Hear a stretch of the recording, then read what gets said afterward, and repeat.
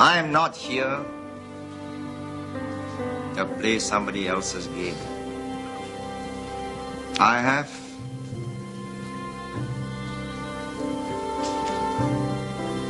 a few million people's lives to account for. And Singapore will survive.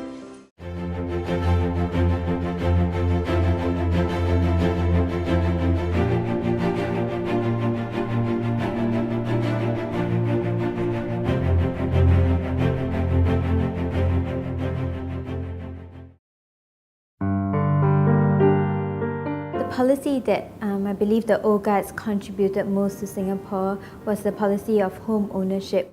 They had this policy where they wanted to make sure that there was affordable housing for the men on the street. I bought a 3-room flat 1 year ago, so I'm happy that I'm owning a house. Last time, whole family of us stay in one room, very crammed together, all crammed together. But now, you see, everybody own a house. I'm a proud owner of a 4-room flat in a HDB block. The comfort that we have to know that after a long day at work, and we can go back to a house or a home for our own. So it is important. I think one of his greatest achievements is really his vision of transforming Singapore into a quality living environment, and even reclamation for Singapore to ensure that we have enough space to grow over time. I think these have all together come together and made Singapore into one of the most attractive and livable cities in the world. 我本身认为建国总理李光耀先生，他有很强的远见，而且进行了很多政策的改革，让我们有很好的条件应付未来跟外来的挑战。 We've gone from being a third world to a first world country in a short 50 years, and what I really admire is their vision. He is someone who is a visionary, first and foremost a visionary, and he really do what he planned. Thanks to him, of his vision, of his belief, and also he's not only like a man of ideas, but he's also a man of action. Mr. Lee Kuan Yew, as the leader of the government, I think the first thing come to my mind is corruption-free in Singapore. And being corruption-free will give all the peoples in the society a peace of mind, and everything will be transparent. We must keep a system that will enable this place to stand out and prosper and attract talent. Mr. Lee, when he took over Singapore, he already started to think as a chief architect with almost military precision of how to attract foreigners, foreign companies to Singapore to create jobs for Singaporeans. Today we have a very attractive country, one that is very conducive for foreigners, for companies, helps to attract a lot of investment to Singapore. And as a result, that has also created many industries, many sectors of which we have also benefited. As a young Singaporean, we definitely get to enjoy the fruits of our pioneer generation. We get very available education, easily accessible education, and with this education it helps us to benefit ourselves, makes us marketable, makes us employable. There will be no race riots in Singapore. Never. What we say we mean. That this is an equal society. I believe the opportunities given are always equal, but it's just that some of us are choosy. Multiracial is one of the most important that we have. And I'm proud to be one of the Singaporeans that live in this multiracial country. I've grown up with neighbours playing in the playground together along the corridor. When I forgot to bring my key in, my Malay neighbour brought me in. When I didn't have dinner because my parents were out, my Chinese neighbour would bring me in and we would have dinner together. So that communal spirit from the kampong days was able to be kept. I think Singapore is my home, as I've been living here for more than 10 years.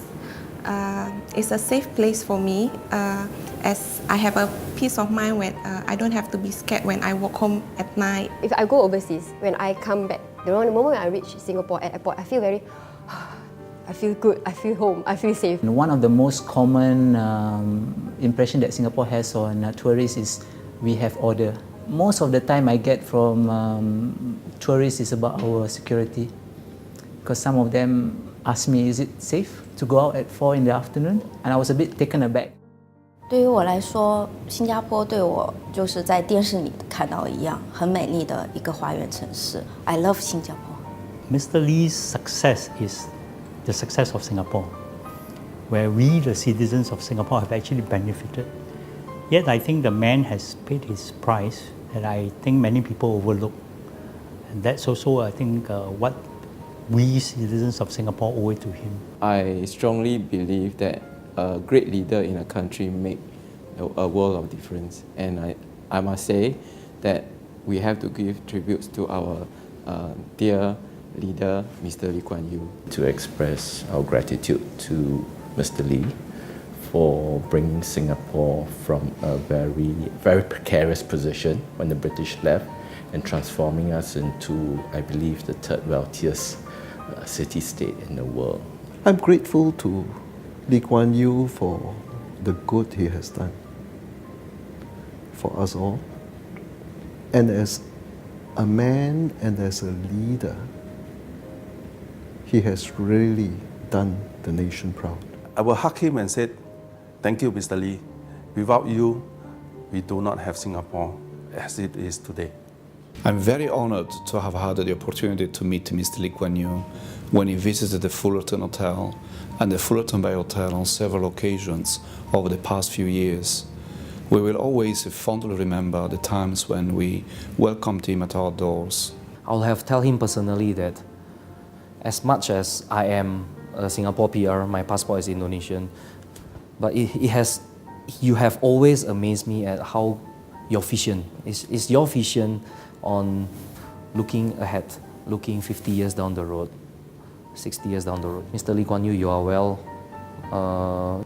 honored everywhere. I'm grateful to Lee Kuan Yew for the vision that he had from the very start and for the determination to bring it to life and to carry it through.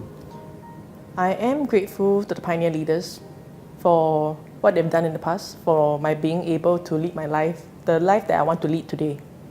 I would say thank you to him. Because of him, we have a very good country. Personally, he have given us a lot. What we have right now, what we see right now, is from him. Without him, I don't think I can go to work peacefully, knowing that I have a home to go back to, and my kids can go to school safely. So, I don't think any words is enough to thank this great man.